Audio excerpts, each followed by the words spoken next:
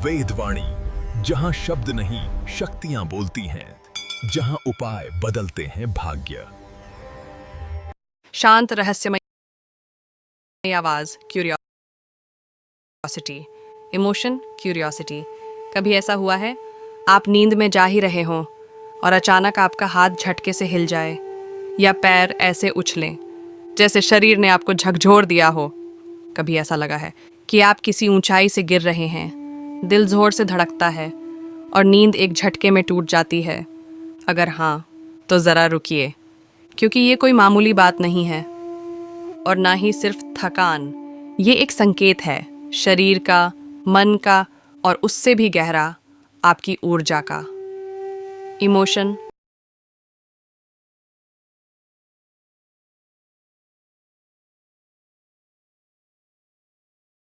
Seriousness. अजीब बात यह है, दुनिया के करोड़ों लोग इसे महसूस करते हैं, लेकिन 90% लोग इसे नज़रअंदाज कर देते हैं। कोई कहता है नर्वस सिस्टम की प्रॉब्लम होगी, कोई कहता है ज़्यादा सोच लिया होगा, कोई हंसकर टाल देता है, अरे ऐसा तो सबके साथ होता है। लेकिन सच ये है कि ये हर किसी के साथ नहीं होता, और जिनके साथ होता है उनके जीवन में एक पैटर्न ज़रूर दिखता है।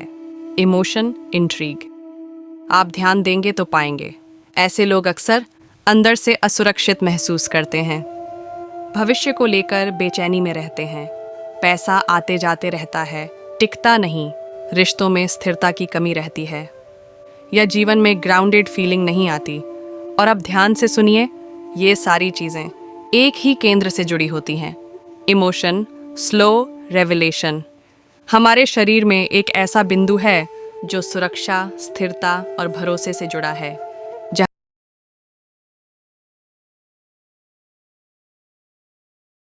जहाँ से मैं सुरक्षित हूँ का भाव पैदा होता है, जहाँ से जीवन में ठहराव आता है। और जब यही केंद्र असंतुलित होता है तो रात को नींद के समय शरीर खुद को संभाल नहीं पाता,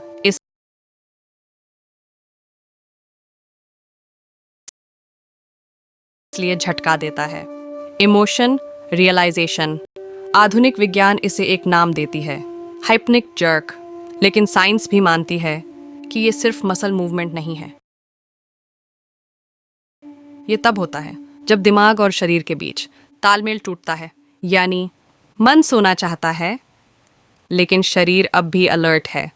और अब यहाँ आता है वो हिस्सा जो किताबों में नहीं लिखा, इमोशन डेप्थ। हमारे पुराने ऋषि मुनि नींद को सिर्फ आराम नहीं मानते थे, उनके लिए नींद थी ऊर्जा का पुनर्संतुलन। रात को जब आप सोते हैं तो आपकी चेतना नीचे की ओर जाती है, दिन भर की दौड़, डर, तनाव सब नीचे सेटल होता है। लेकिन अगर नीचे का आधार मजबूत नहीं है तो चेतना को सहारा नहीं मिलता और तब अचानक गिरने का अनुभव होता है। इमोशन काम एक्सप्लेनेशन। यही कारण है कि गिरने का सपना या गिरने जैसा एहसास दुनिया की हर संस्कृति में मिलता है। भारत में, चीन में, मिस्र में, वो यहाँ तक कि यूनान के ग्रंथों में भी सब जगह एक ही बात कही गई, जब जीवन की जड़ डगमगाती है तो नींद में गिरावट महसूस होती है। Emotion connection. अब एक सवाल अपने आप से पूछिए, क्या हाल के दिनों में आपके जीवन में कुछ ऐसा है जिसने आपकी स्थिरता को हिलाया हो? नौकरी की चिंता, पैसे का डर, रिश्तों में अनिश्चितता या भविष्य का डर? अगर हाँ, तो आपका शरीर रात को सच बोल रहा है। Emotion empathy. अब बात करते हैं हाथ पैर के झटके की। ये झटके अक्सर नींद के पहले फेज में आते हैं, ठीक उसी समय जब दिमाग नियंत्रण छोड़ता है, लेकिन शरीर अभी भरोसा नहीं करता, इसलिए वो चेक करता है मैं सुरक्षित हूं या नहीं, और यही चेक झटके के रूप में दिखता है। Emotion awareness. पुराने योग ग्रंथों में इसे अपान वायु का असंतुलन कहा गया है।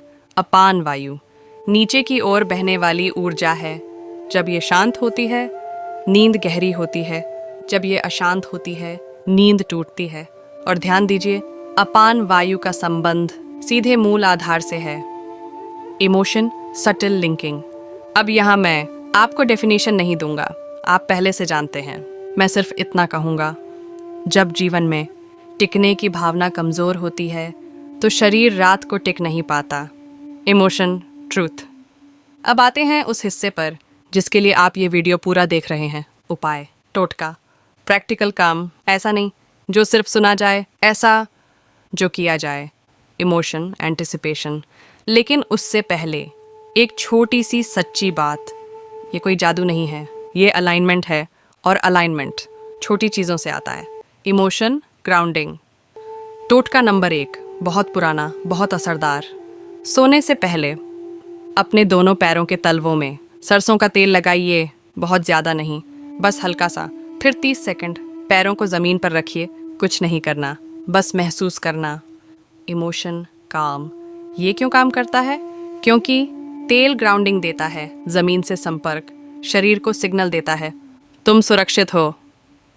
ये टोटका ग्रामीण भारत में सदियों से किया जाता रहा है। Emotion, trust. टोटका नंबर 2, रात का एक वाक्य। सोने से पहले मन ही मन कहिए, मैं सुरक्षित हूँ, मेरा जीवन स्थिर है, बस इतना। कोई मंत्र नहीं, कोई शब्दों का जाल नहीं, सिर्फ भावना। Emotion, reassurance.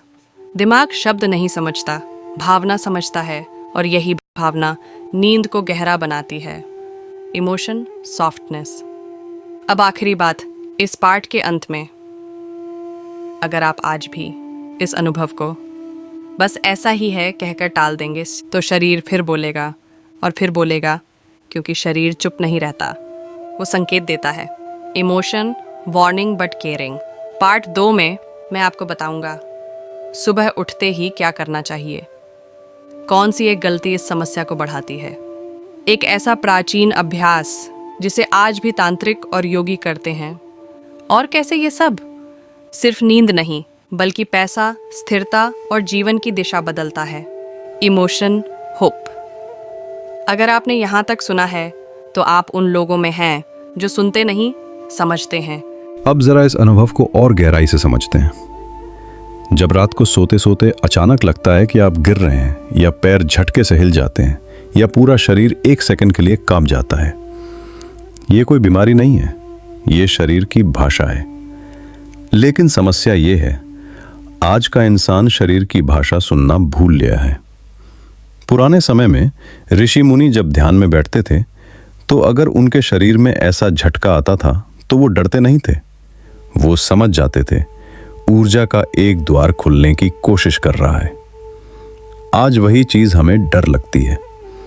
अब ध्यान से सुनिए, रात का समय ऐसा समय होता है जब शरीर की सारी बाहरी इंद्रियां धीरे धीरे बंद होने लगती हैं। आंखें बंद, कान सुस्त, दिमाग शांत होने की कोशिश में। लेकिन नीचे रीढ़ की सबसे जड़ में एक ऊर्जा है जो दिन भर दबाई जाती है, डर से, असुरक्षा से, पैसों की चिंता से, भविष्य के भय से। और यही ऊर्जा रात को बोलती है। अगर दिन में आपने बहुत तनाव झेला है, अगर मन में डर है, अगर जीवन में स्थिरता नहीं है, तो वही दबा हुआ बोझ नींद में झटके बनकर निकलता है। इसलिए कई लोगों को रात में ऐसा लगता है जैसे कोई उन्हें धक्का दे रहा हो, या जैसे जमीन खिसक गई हो। असल में जमीन नहीं खिसकती, अंदर की जड़ हिलती है।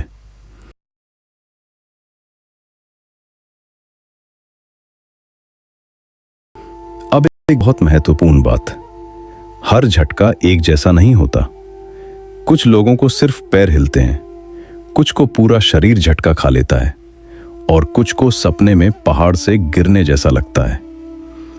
तीनों के पीछे कारण अलग अलग नहीं, गहराई अलग अलग है।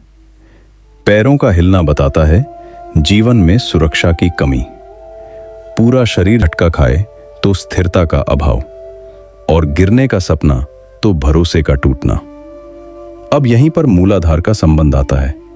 और ध्यान दीजिए, मैं मूलाधार की किताब नहीं पढ़ा रहा, मैं आपको अनुभव समझा रहा हूं। मूलाधार का काम है आपको जमीन से जोड़े रखना। जब यह कमजोर होता है तो इंसान भले ही बिस्तर पर लेटा हो,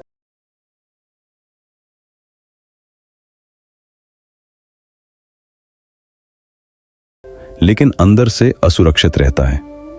इसीलिए कई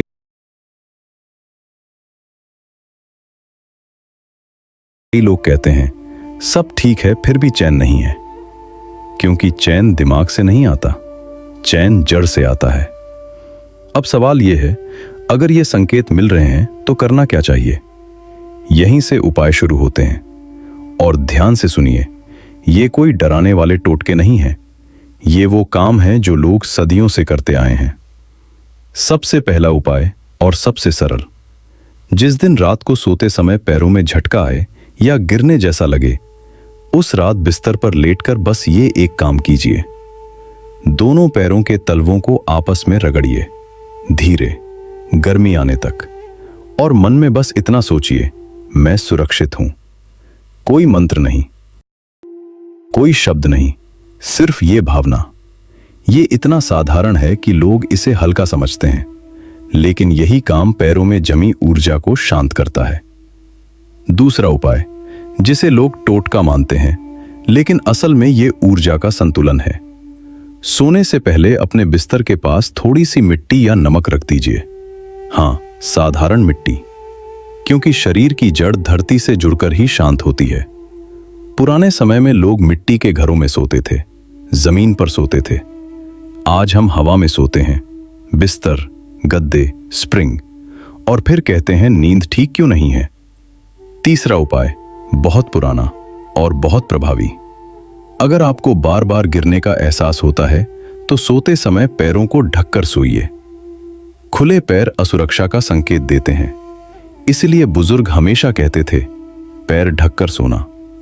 यह सिर्फ ठंड से बचाव नहीं था, ये ऊर्जा की रक्षा थी। अब एक और बात जो बहुत कम लोग बताते हैं, अगर ये झटके लगातार हो रहे हैं तो दिन में आप जमीन से कटे हुए हैं। मतलब आप या तो बहुत ज्यादा सोचते हैं, या भविष्य में जीते हैं, या डर में।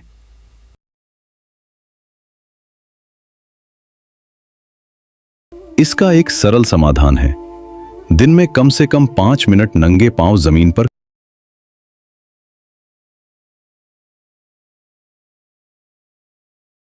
खड़े हो जाइए। घास हो तो बेहतर, मिट्टी हो तो और अच्छा।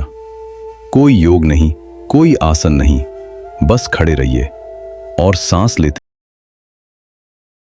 रहिए।